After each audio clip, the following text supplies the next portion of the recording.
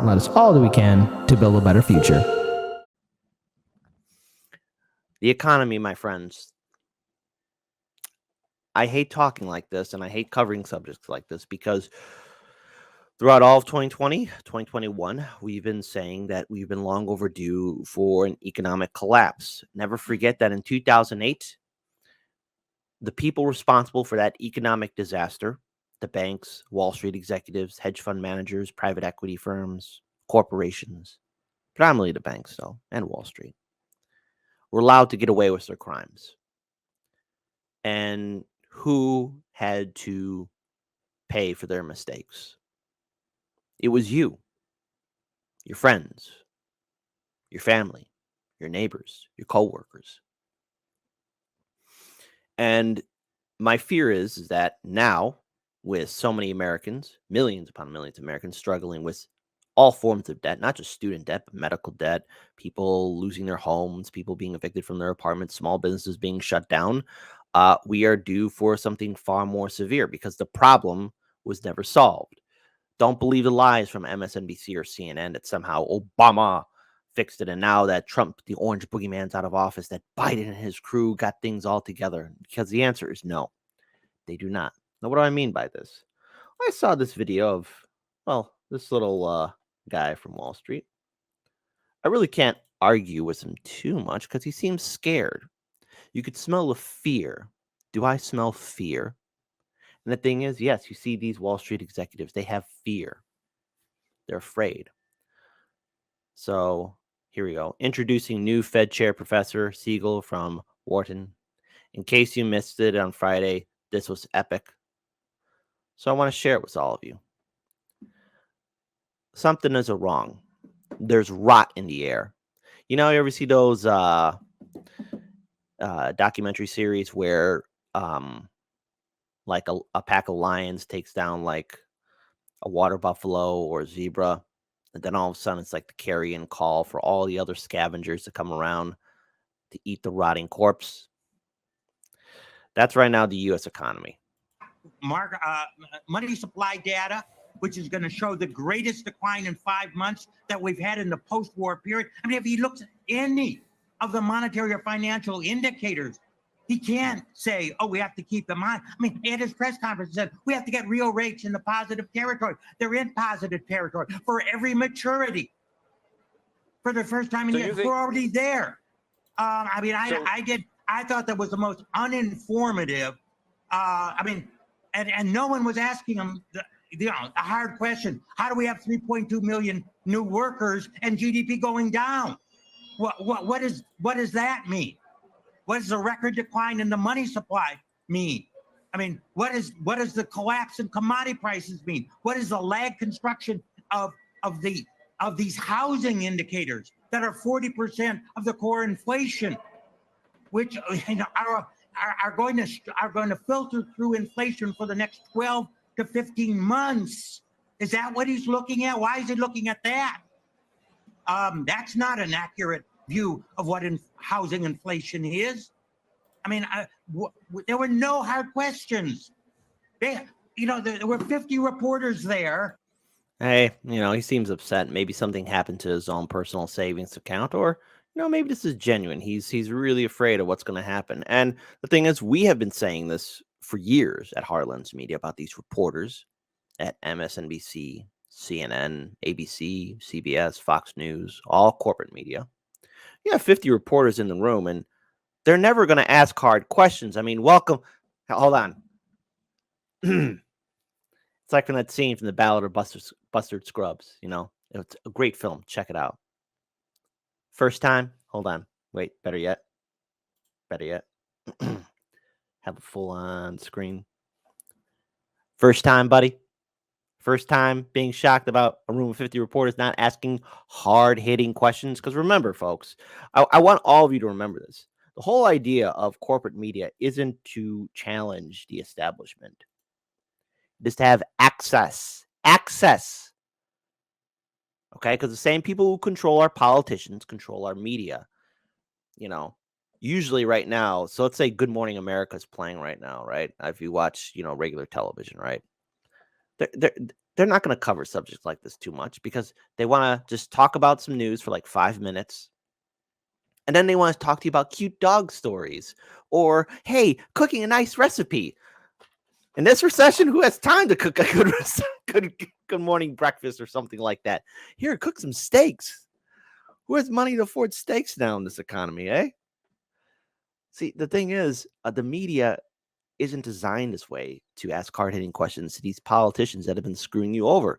Because remember, the quote Jimmy Dore, if people really knew what Bill Clinton and Barack Obama have done to us, you'd be screaming bloody murder. And hey, let's also call out the Republican presidents too, because they're the ones who also helped design this too. But just a reminder,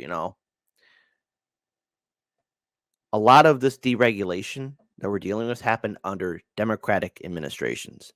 Republican presidents from Reagan, Bush Sr., Bush Jr., and Trump would be foaming at the mouth if they could get away with half the stuff that happened under Clinton and Obama's administration. And honestly, this whole show where you see Republican lawmakers saying, oh, we care about deregulation and everything else. No. No, it's an act. A game between the Harlem Globetrotters and the Washington Generals has more integrity and truth in it than what you see with the back and forth between the politicians in Washington, D.C. A wrestling match in the WWE has more integrity in it than the talking points that you hear from the DNC and RNC. I'm just saying. Hey, look, folks, I know it sounds crazy, but look, I'm right about this because honestly, if you still trust the Democratic and Republican lawmakers that actually care about you when this economy collapses, please tell me, what is it like to also believe in Santa Claus, the Tooth Fairy, little leprechauns, and Sasquatch? I don't know. They basically said, repeat the statement you made at the beginning. There's so many things I ask him. What is he actually looking at? Also, shout out to Case Study QB because we got a video of yours to play right after this too. He's looking at 3-month annualized core inflation that is a lag. While we all look at market, look at what does the stock market do? It looks at market-oriented data. And that's what Professor, the Fed should be looking at. I don't know that I've seen you this animated. You seem downright I am very angry upset. Yes, I am. I'm afraid it's like a pendulum. They were way too easy, as I've told you and many others through 2020, 2021. And now, oh my God, we're going to be real tough guys until we crush the economy. That is just, to me, absolutely poor monetary policy would be an understatement. Yeah. Madness and stupidity. And look, there's millions of Americans that are at risk of losing their homes, their life savings, everything that they worked hard for. Now, I got this video from Case Study QB because, again, not only do we have a stock market and economy that's clearly rigged against the American people, but the American people are now also at risk of going further into debt because in this economy where wages have remained stagnant, we don't have health care, we don't have social benefits, people are logically trying to do everything they can to survive in an environment that's understandably now out of their control. And I don't care what generation you're part of, Boomer, Gen Xer, Millennial, Gen Z, I don't care what color your skin is, who you worship, who you even voted for. Americans are having a hard time just to make ends meet. And because we're not getting any kind of political or financial, sorry, let me scratch it, politically. We're not getting any kind of financial relief, any kind of bailout. Americans are, especially in this economy, are going further into debt. Now, what do I mean by this? Shout out to Case Study QB. If you're not following him on Twitter, please do so. He is wrongly being censored. He is wrongly being silenced because of Twitter's ridiculous policies. Let's talk about credit card debt accumulating. Again, shout out to Case Study QB. He found this clip, and I think all of us should be frightened because I know people that are struggling with credit card debt, and I think we all do. And this is a problem nationwide, but the politicians don't care. He is here in the studio with us, and we've been talking about this Fed hike this week, but that is not doing any great news for credit card debt, right? No, and we talked yesterday about how rising interest rates, including yesterday's 3/4-point rate hike, are going to make mortgages, car loans, credit cards more expensive. Let's drill down a little bit more on credit cards.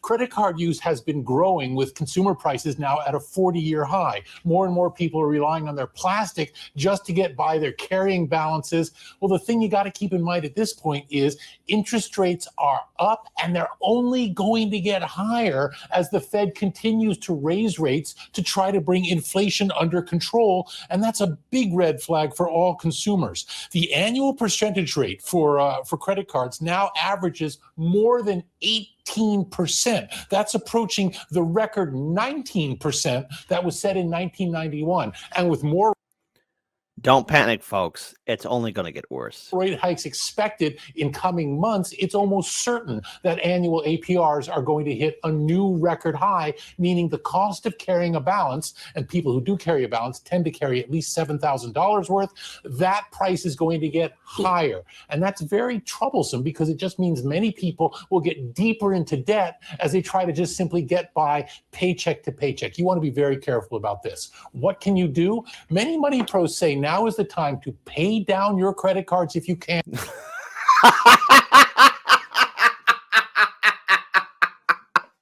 Wow, many money pros are telling Americans who, again, with stagnant wages, or Americans who are working 2 or 3 jobs to make ends meet, pay it down. With what, you jackass? With what? With what? The American people had to pay for the 2008 economic collapse, and since then, since that horrifying disaster, we've been paying and paying for that year for so long. Americans have been working day in, day out with this ridiculous puritanical logic, and there's a breaking point. It's not that Americans are lazy. It's just we're burnt out. There's no options. There's no real relief. Americans who did the right thing are now suffering. Add on to student debt, add on to medical debt, which is the leading cause of homelessness in America, and so much more. The media has the audacity to tell you that the experts are just saying, hey, pay off your debt. Just pay it down. Pay it down. Be smart. It's okay, folks. Pay it down. Or consolidate credit card debt into a single debt that you can then manage more effectively. Another tip that I want to pass along is don't have too much. Oh, Miguel H. Oh, I'm using that. Miguel H. says, here's how to ride out the crisis. Just be rich. Just be rich, poor people. Come on. Miguel H. You know what? Miguel, you're getting an extension on your homework assignment. 2025. There you go. All right. There you go. 2025, you can hand it in. That was magnifique. Just be rich, poor people. In an economic collapse, just be rich. And Space Baby says, use cash, or case study QB, make clones of yourself like Kit and send them to work. The hunt is ongoing. I know what you're talking about, case study. Shout out to Chicago Corner. Much plastic. It's tempting to simply open up a new card if you want to try and get more loans.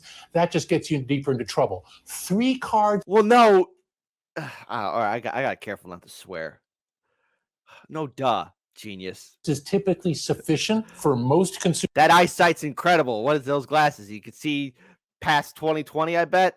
And keep in mind, the more plastic that you have, the higher your risk profile is for creditors, and that just means your interest rates go even higher.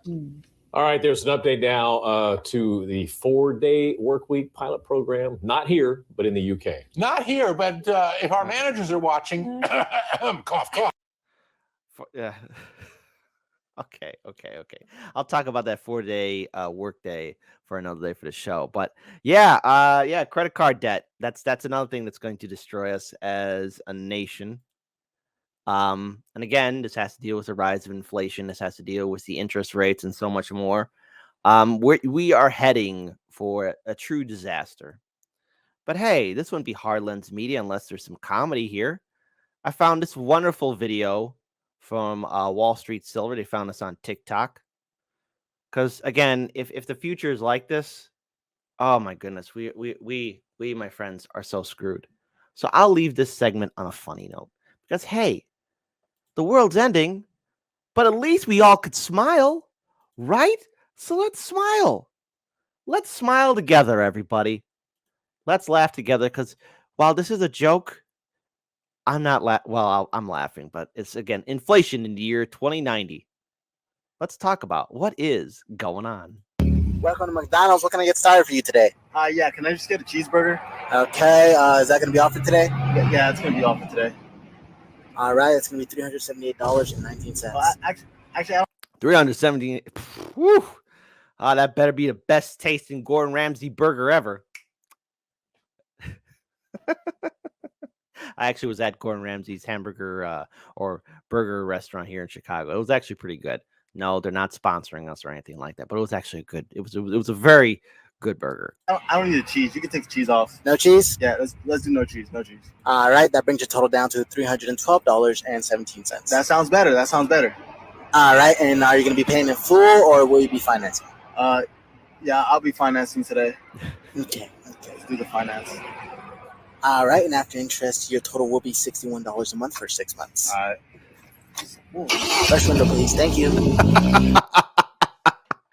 Hey, man, 6 months to pay off a hamburger? That's not that bad. Don't worry, folks. The world's ending anyways. But we'll get through this disaster somehow. Together, we as a people can fight for a better future. But it's all around very disheartening as this economy is clearly getting worse. And we are heading into a disaster that is understandably out of a lot of our control. And our politicians help design it. They don't care what happens to you, and they never will.